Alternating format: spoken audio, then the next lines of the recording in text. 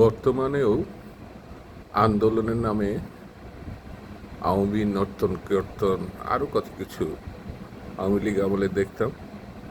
গণতন্ত্রের জন্যে, মানবাধিকারের জন্যে, স্বচ্ছ নির্বাচনের জন্যে হাসিনার কি উন্মাতাল কর্মসূচি। আর একটা সুধী মণ্ডলী ছিল, তারা সুযোগ পেলেই মানুষকে সৎ হওয়া, ভালো হওয়া, যে ভূমিকা রাখার দরকার সেটার কথা বলতো।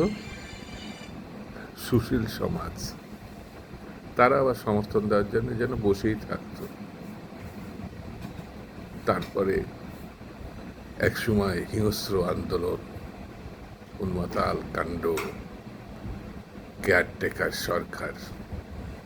ওই যে এখন একটা ইসলামী দল আছে, তারা কখনো ডানে বামে এই সুশীল সমাজের সঙ্গে মেশার অহরাত্র চেষ্টায় কেয়ারটেকারের আন্দোলন। কেয়ারটেকারের জনক নাকি গোলাম আজম সাহেব। আর কত কথা। আওয়ামী লীগ 21 বছর পর 96-এ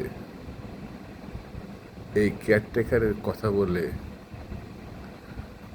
আর তথাকথিত ইসলামী দলের প্রচণ্ড সমর্থনে ক্ষমতায় এসেছিল। ক্ষমতায় ছিল 2001 পর্যন্ত। একের নির্বাচনে বিএনপি আবার ক্ষমতায় আসে। সে রাজনৈতিক দীর্ঘ ইতিহাস। আমি যে কথাটা বলতে চাচ্ছি, এখন 2-3 দিনে মানুষের জনভোগান্তির পর আওয়ামী লীগ নিষিদ্ধের একটা প্রেস নোট এসেছে সরকারের পক্ষ থেকে। প্রেস নোটই, আইন না। আইন করে বাদ দেওয়া, বিচার করে বাদ দেওয়া, আদালতের মধ্যে নিষিদ্ধ করা, সেটা কিন্তু হয়নি, হবে বলে মনে হচ্ছে না।